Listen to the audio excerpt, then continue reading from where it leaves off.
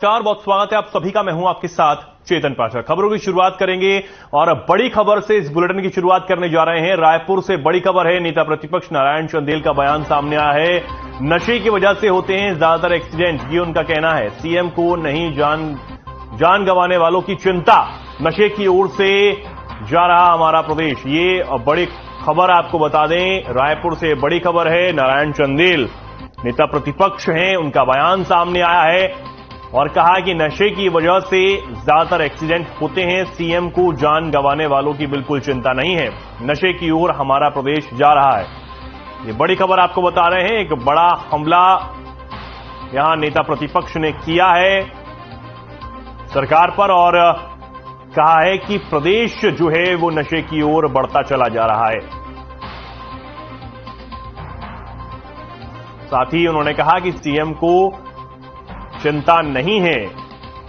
नेता प्रतिपक्ष नारायण चंदेल का बड़ा बयान। उन्होंने कहा कि सीएम को जान गंवाने वालों की चिंता नहीं। ये से ज्यादा तो एक्सीडेंट की संख्या है वो केवल नशे के कारण है। भूपेश बघेल को इस बात की वो चिंता कर रहे हैं कि शराब पीने के बाद जो शराब नहीं पीने से जो घटनाएं जो घट रही है, उनको लगता है कि हम बंद कर देंगे तो लोग मर जाएंगे, लेकिन शराब के नशे में जो लोग मर रहे हैं उनकी चिंता भूपेश बघेल को नहीं है। और ये बात को इंगित कर रही है कि हमारा प्रदेश कहां जा रहा है, खास करके नशे में। सीएम भूपेश बघेल के बयान पर बीजेपी के कई विधायक कांग्रेस के संपर्क हैं को लेकर अब पूर्व नेता प्रतिपक्ष धर्मलाल कौशिक ने पलटवार किया है। उन्होंने अपने बयान में कहा कि मुख्यमंत्री भूपेश बघेल को हमारी चिंता करने की आवश्यकता नहीं है।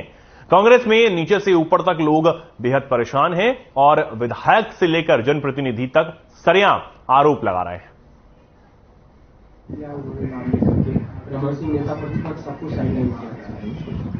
देखो, आज जो 14 विधायक है, हम लोग समकक्ष हैं और एक साथ काम करने वाले हैं। और जहां तक उनका ये आरोप लगाना, तो आज कांग्रेस में क्या स्थिति है पहले मुख्यमंत्री जी स्पष्ट कर ले कि किस प्रकार से कांग्रेस में लोग नीचे से ऊपर तक परेशान हैं। सरेआम जो लोग आरोप लगा रहे हैं और उसको लेकर के मुख्यमंत्री भी सरकार के ऊपर जिस प्रकार से उनके ही विधायक और जनप्रतिनिधि आरोप लगाते हैं, उस बात को तो मुख्यमंत्री संभाल नहीं पा रहे हैं और साइड लाइन दूसरे की चिंता कर रहे हैं। हमारी चिंता करने की मुख्यमंत्री की आवश्यकता नहीं।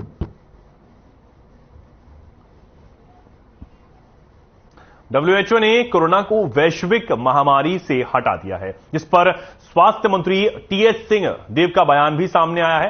कोरोना को महामारी की श्रेणी से हटके अब सामान्य सर्दी खांसी और अन्य बीमारी में मान रहे हैं। पैंडेमिक और एंडेमिक की महामारी की श्रेणी से हटके अब इसको सर्दी खांसी इत्यादि अन्य बीमारियों के फर्क पे इसको मान रहे हैं। ये पैंडेमिक और एंडेमिक की महामारी की श्रेणी से हटके अब इसको सर्दी खांसी इत्यादि अन्य बीमारियों के फर्क पे इसको मान रहे हैं। नेता प्रतिपक्ष नारायण चंदेल के बयान पर प्रदेश कांग्रेस संचार विभाग के प्रमुख सुशील आनंद शुक्ला ने पलटवार किया। उन्होंने कहा कि नेता प्रतिपक्ष खुद नए ठिकाने की तलाश में हैं। आगे उन्होंने कहा कि उनका खुद का ठिकाना नहीं है। खुद का ठिकाना नहीं है, दूसरों को क्या ठिकाना देंगे। बने नहीं थे, उनके हटने की चर्चाएं मीडिया में चालू हो गई। तो मुझे नहीं लगता कि उनके संपर्क में कोई होगा, बल्कि वो खुद नए ठौर ठिकाने की तलाश कर रहे हैं।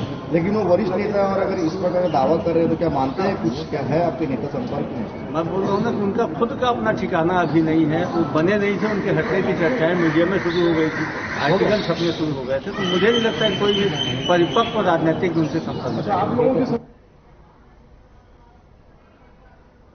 विधायक विकास उपाध्याय ने स्वामी आत्मानंद अंग्रेजी माध्यम स्कूलों में सीटों की संख्या में वृद्धि करने के लिए मुख्यमंत्री को पत्र लिखा है।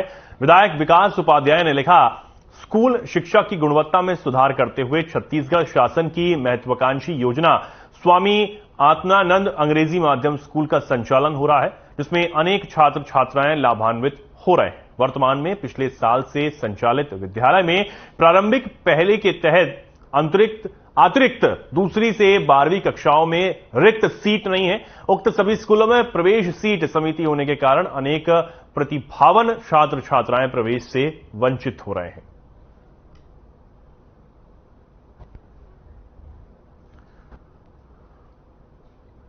खैरागढ़ छुई खदान गंडई के कलेक्टर गोपाल वर्मा ने जिला में प्रशासनिक व्यवस्था को दुरुस्त करने और कार्यों में सही करने के उद्देश्य से शुक्रवार को निरीक्षण और भ्रमण किया। शहर के शासकीय धन्वंतरी जेनरिक मेडिकल शॉप और स्वामी आत्मानंद उत्कृष्ट शाला खैरागढ़ का औचक निरीक्षण किया गया।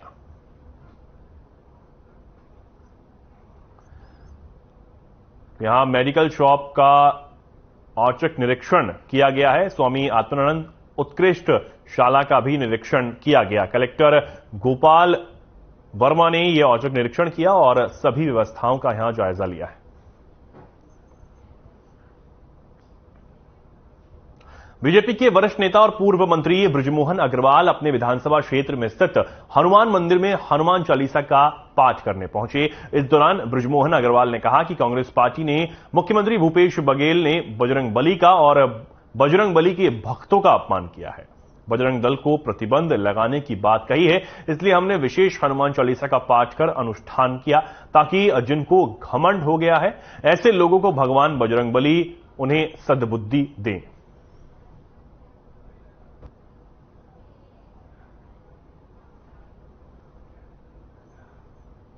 ऐसा है, भारतीय जनता पार्टी के कार्यकर्ता, पूरे सनातन को मानने वाले लोग, पूरे हिंदू रोज हनुमान चालीसा का पाठ करते हैं और अभी विशेष रूप से कांग्रेस पार्टी ने, भूपेश बघेल जी ने बजरंग बली का और बजरंग बली के जो भक्त हैं बजरंगियों को प्रतिबंध लगाने की बात की है। इसलिए हमने विशेष हनुमान चालीसा का पाठ करके अनुष्ठान किया है कि बजरंग बली जिनको घमंड हो गया है, जो आपका नाम तो लेते हैं परंतु उनके जो विचारों में सनातन को कुचलने और बजरंगबली का अपमान करने की सोच है, ऐसे लोगों की सोच को कुचलने का आह्वान करते हुए हमने बजरंगबली का आज हनुमान चालीसा का पाठ किया है और पूरे प्रदेश के लोग इसके लिए, उनकी सद्बुद्धि के लिए और उनको ठिकाने लगाने के लिए हनुमान चालीसा का पाठ करेंगे। छत्तीसगढ़ के सर्व आदिवासी समाज 29 सीटों पर विधानसभा चुनाव लड़ने की तैयारी में है। इस पर कांग्रेसी नेता नंद कुमार साय का बयान सामने आया है। उन्होंने कहा कि आदिवासी समाज सबसे बड़ा समाज है। जनजातीय वर्ग का क्या प्रभाव पड़ेगा, कितना पड़ेगा, ये अभी से बताना संभव नहीं है, लेकिन राजनीतिक दलों के लिए ये एक बड़ा प्रश्न का विषय है। वे चुनाव लड़ना चाहते हैं, लड़ेंगे, लेकिन क्या प्रभाव पड़ेगा अभी से अंदाजा लगाया नहीं जा सकता है। पूर्व में जनजाति से एक अच्छे व्यक्ति ने चुनाव लड़ा था, जीत हासिल हुई थी, लेकिन सफल नहीं हो पाए।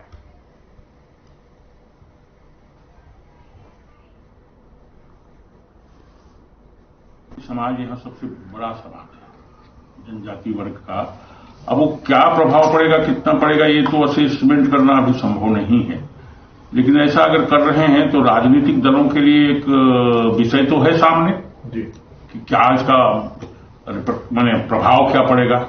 ये अभी से अंदाजा करना संभव नहीं है, लेकिन एक बड़ा प्रश्न है जी। हाँ, कांग्रेस क्या देखती है इसको, कैसे चुनौती के रूप में देते हैं आप? कांग्रेस कोई भी पार्टी का मामला हो, मैं सभी के लिए बोल रहा हूं, अभी से एकदम कोई अंदाजा करना मुश्किल है, लेकिन ये बड़ा प्रश्न है चुनाव क्षेत्र में और राजनीतिक दलों के लिए विशेष करके। ये आगे देखना पड़ेगा कि कितनी सक्रियता बनती है, क्या है। एक बार हमने एक जनजाति वर्ग के एक अच्छे व्यक्ति को लड़ाया था एक क्षेत्र से, बहुत पहले। कांग्रेसी नेता नंद कुमार साय के बयान पर पलटवार करते हुए भाजपा सांसद संतोष पांडे का बयान सामने आया है। उन्होंने कहा कि भारतीय जनता पार्टी चुनाव में पूरी तैयारी के साथ उतरेगी और जहां रिजर्व सीट है, रिजर्व क्षेत्र है, वहां हमारे प्रत्याशी भी बहुत अच्छे होंगे। भानु प्रतापपुर में कांग्रेस ने अपनी प्रशासनिक ताकत झोंक दी थी, इससे जमात आवत है। आने वाले समय पर जो भी वनवासी और आदिवासी बंधु हैं, वे देख रहे हैं कि पिछली सरकार ने कितने काम किए थे। प्रधानमंत्री नरेंद्र मोदी वनांचल क्षेत्र में कितनी सुविधाएं उन्होंने दी हैं, ये सारी चीजें हैं। समय पर तुलना करना शुरू कर दिया जाएगा और 2023 के चुनाव परिणाम बीजेपी के पक्ष में आएगा।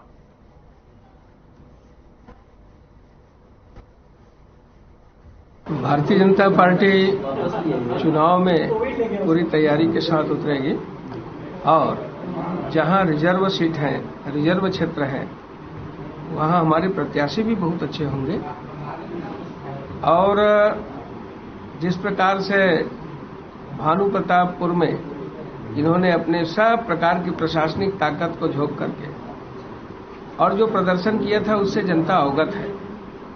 आने वाले समय में जो भी वनवासी और आदिवासी बंधु हैं, अब वो देख रहे हैं कि पिछली सरकार ने हमारे लिए कितने काम किए। माननीय नरेंद्र मोदी जी वनांचल क्षेत्र में कितनी सुविधाएं दी हैं। तो ये सारी चीजें समय पे तुलना करना चालू कर दिए हैं और 2023 में इसका परिणाम भाजपा के पक्ष में आएगा, तो मैं कह सकता हूं। छिंदवाड़ा बीजेपी जिला महिला मोर्चा अध्यक्ष ने पूर्व मुख्यमंत्री पर गंभीर आरोप लगाए हैं। भाजपा जिला महिला मोर्चा अध्यक्ष गरिमा प्रतीक दामोदर ने प्रेस वार्ता के दौरान पूर्व मुख्यमंत्री पर गंभीर आरोप लगाते हुए कहा कि कमलनाथ नारी सम्मान यात्रा करने जा रहे हैं, लेकिन इतने वर्षों के बाद ही उन्हें नारी सम्मान की याद क्यों आई? हर वर्ष जब चुनाव आता है तभी उन्हें महिला सम्मान की याद आ जाती है। उन्होंने कहा कि कमलनाथ पूर्व में भी महिलाओं के लिए कई वादे कर चुके हैं और उन्हें पूरा नहीं किया। अब जबकि मुख्यमंत्री शिवराज सिंह हमारे लिए घोषणा कर रहे हैं, तब उन्हें नारी सम्मान की याद आ रही है।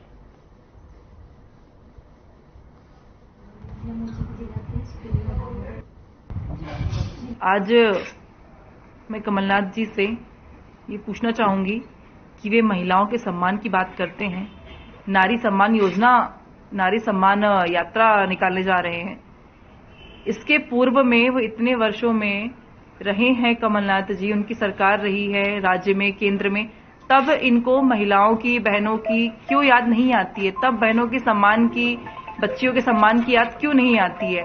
हर वर्ष चुनाव आते ही वे ऐसी घोषणाएं करने लगते हैं जिन योजनाओं का कोई अर्थ नहीं होता है। वे अपनी योजनाओं को सिर्फ और सिर्फ चुनाव में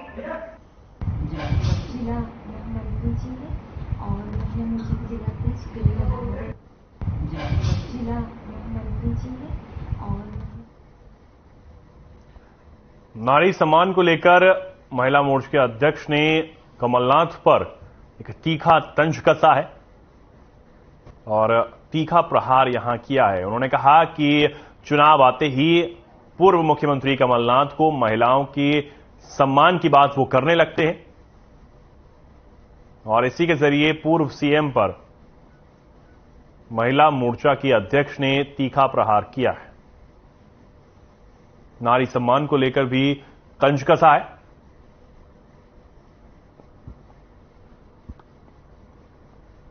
और बीजेपी महिला मोर्चा की अध्यक्ष ने कहा कि चुनाव आते ही वो नारी सम्मान की बात करने लगते हैं, घोषणाएं करने लगते हैं, लेकिन इधर वर्तमान मुख्यमंत्री शिवराज सिंह चौहान नारियों के सम्मान में बात करते हैं और कई घोषणाएं वो कर चुके हैं और उसके बाद कमलनाथ को ये सब याद आ रहा है।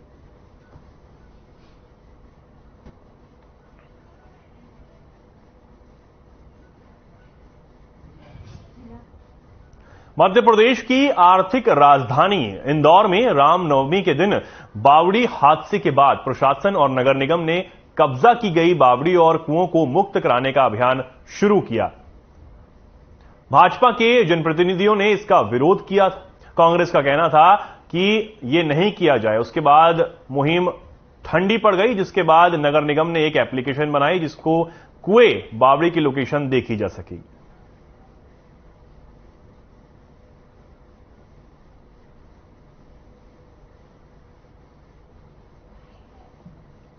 आज भी हम लोगों ने जब उसको रिव्यू किया तो 2-3 कैटेगरीज में है।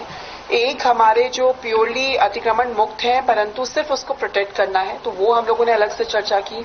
एक वो जो कि हमारे किसी न किसी रिलीजियस पॉइंट से जुड़ा मुद्दा है, तो उसमें हमको सभी समुदाय के लोगों के साथ में भी बातचीत करके इसको करना पड़ेगा, क्योंकि कई जगहों पे मूर्ति रखी हुई है या कुछ इस तरह की चीज है, तो उसको हम लोगों ने आज कैसे टेकअप करना उसकी बात की।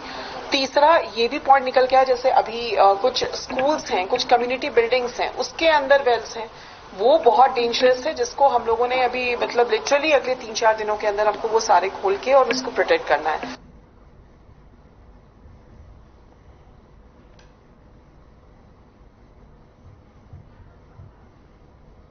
कलचुली कलार समाज छिंदवाड़ा ने नगर पुलिस अधीक्षक को ज्ञापन सौंपा। ज्ञापन के माध्यम से कलचुली समाज के सदस्यों ने बताया कि बागेश्वर धाम वाले पंडित धीरेन्द्र शास्त्री द्वारा कलचुली समाज के भगवान के ऊपर अभद्र टिप्पणी की गई है, जिससे कलचुली कलार समाज के लोगों में भारी आक्रोश है। इस कारण समाज के लोग बड़ी संख्या में पुलिस अधीक्षक कार्यालय पहुंचे और ज्ञापन के माध्यम से पंडित धीरेन्द्र कृष्ण शास्त्री के ऊपर कड़ी कार्रवाई की मांग की गई।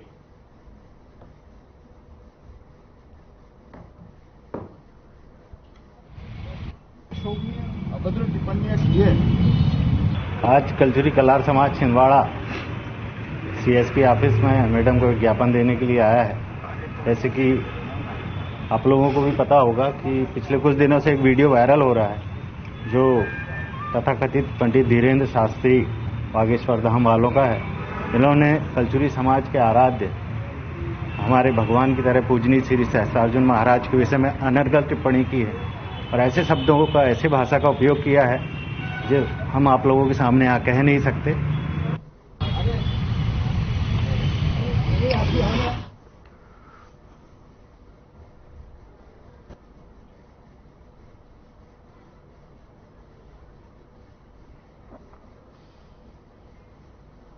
छिंदवाड़ा में बेमौसम बरसात किसानों पर आफत बनकर बरस रही है। किसानों की फसल बर्बाद हो गई है और खेतों में सब्जियां सड़ रही हैं। किसानों ने पशुओं को खेतों में छोड़ दिया है। लागत मूल्य नहीं निकलने से किसान बेहद परेशान हैं। मेहनत मजदूरी कर 2 वक्त की रोटी जुटाने वाले किसान बेहद परेशान हैं। परिवार का भरण पोषण करने के लिए खेत में जाकर मेहनत मजदूरी करने वाले किसानों ने सब्जियों को उगा लिए, लेकिन बेमौसम बरसात का कहर किसानों पर आफत बनकर टूट पड़ा है।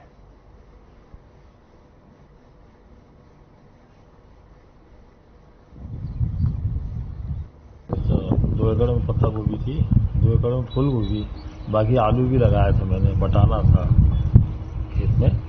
सही सब्जी का ही धंधा करता था मैं तो। जी, क्या हुआ उस समय? रिजल्ट 0 है। लागत भी नहीं निकली, खाद बीज का पैसा नहीं निकला मेरा तो।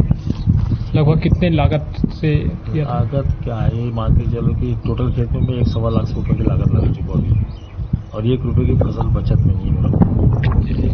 फसलों में अपने यहाँ खेत में आपने जानवर भी छोड़ दिया है, क्या कारण है? कारण ये माल बिक नहीं रहा है, फसल खराब हो रही, मौसम से भी खराब हो रही है, माल बिक भी नहीं रहा मार्केट में, आज भी नहीं बिक रही गोभी।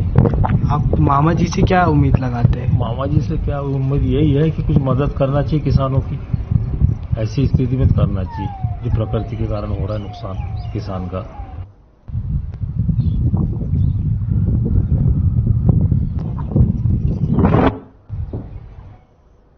पंडरिया विकासखंड अंतर्गत आपसी भूमि विवाद राजस्व प्रकरणों का समय सीमा पर निराकरण नहीं किए जाने पर पंडरिया राजस्व अनुविभागीय अधिकारी दिलेराम डाहिरे ने गंभीरता से संज्ञान लेते हुए ऐसे प्रकरणों का तत्काल निस्तारण का आदेश दिया है।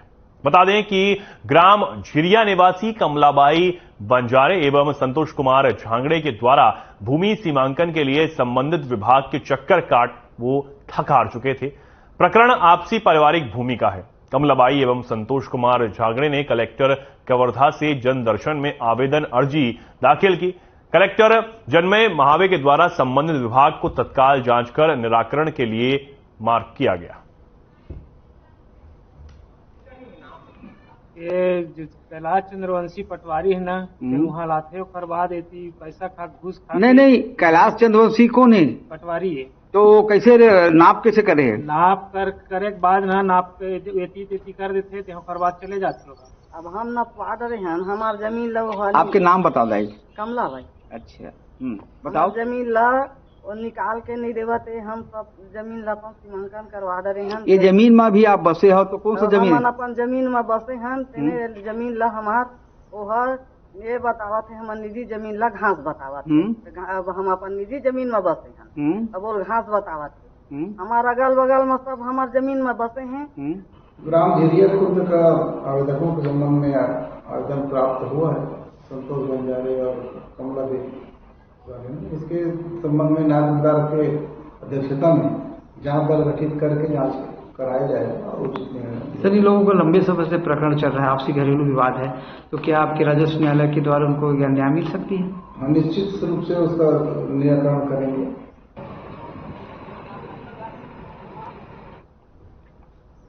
बीजेपी नेता और बजरंग दल की ओर से हनुमान चालीसा का पाठ किया गया। इसे लेकर प्रदेश कांग्रेस संचार विभाग के अध्यक्ष सुशील आनंद ने जमकर निशाना साधा। साथ ही उन्होंने कहा कि बजरंग दल हिंदू धर्म के नाम से आतंक फैलाता है, लोगों को प्रताड़ित करता है, युवाओं को भी प्रताड़ित करता है। बजरंग दल हनुमान मंदिरों में कहीं पर भी हनुमान चालीसा का पाठ, सुंदरकांड का पाठ नहीं करता, जो अब अचानक पाठ करने की नौबत क्यों आ गई। दरअसल इनको ये अब डर है कि इन पर प्रतिबंध न लग जाए। दल का मतलब यह नहीं कि बजरंग बली की भक्ति करने वाला दल है। बजरंग दल का भगवान हनुमान जी की, पवन सुत हनुमान जी की भक्ति से कोई लेना देना नहीं। यह दल हिंदू धर्म के उत्थान के नाम पे आतंक फैलाता है, लोगों को प्रताड़ित करता है, युवाओं को प्रताड़ित करता है, भयादोहन का एक पर्याय बन चुका है बजरंग दल। अब जबकि इस पे प्रतिबंध की बातें कर रहे हैं, प्रबुद्धजन इसके बारे में चर्चा कर रहे हैं, तो ये भगवान हनुमान जी की भक्ति का ढोंग करने जा रहा है। आज तक तो बजरंग दल ने देश भर के हनुमान मंदिरों में कभी भी हनुमान चालीसा का पाठ नहीं किया, सुंदरकांड का पाठ नहीं किया। अब अचानक पाठ करने की नौबत क्यों आई? दरअसल अब ये डर रहे हैं कि इनके ऊपर सही में प्रतिबंध न लग जाए, इनकी दुकानदारी बंद न हो जाए, तो ये अपने आप को हनुमान जी का भक्त बताने की कोशिश कर रहे हैं।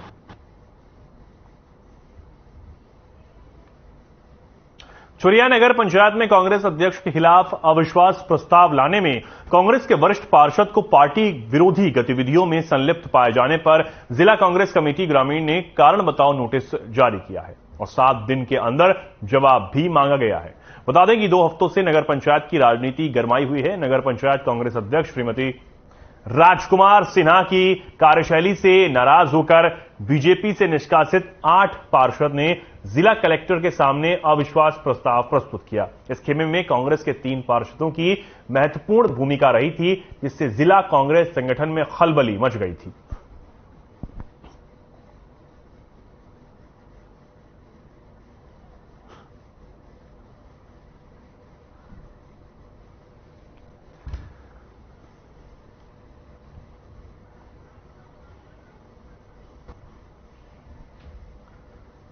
पंडरिया नए तहसीलदार प्रशिक्षु डिप्टी कलेक्टर लेखा अजगले ने अवैध खनन, अवैध प्लॉटिंग, अवैध लाल ईंट परिवहन करने वालों के विरुद्ध लगातार कार्रवाई करते नजर आ रहे हैं। बता दें कि पंडरिया में कई सालों से अवैध प्लॉटिंग, अवैध उत्खनन का कार्य धड़ल्ले से जारी था।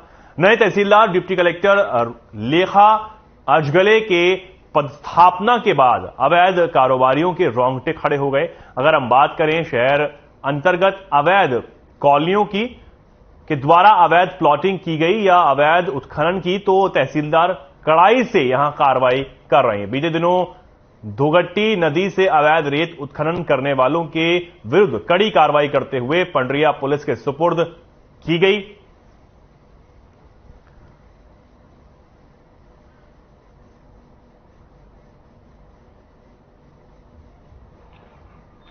ये रेहुटा जाते हुए उस मार्ग में और वहां से आगे जाते हुए पड़की एरिया में हमने 2 ट्रक जब्त किए, जिसमें हमें रेत मिला है। 2 हमने और जब्त की, जिसमें हमें अवैध ईंट बरामद हुए। और उसके अलावा हम पड़की भी गए थे, जहां पे वो ईंट बनाने का भट्टी है, जो कि पूर्ण रूप से अवैध है। फिलहाल के लिए खबरों में इतना ही। नमस्कार।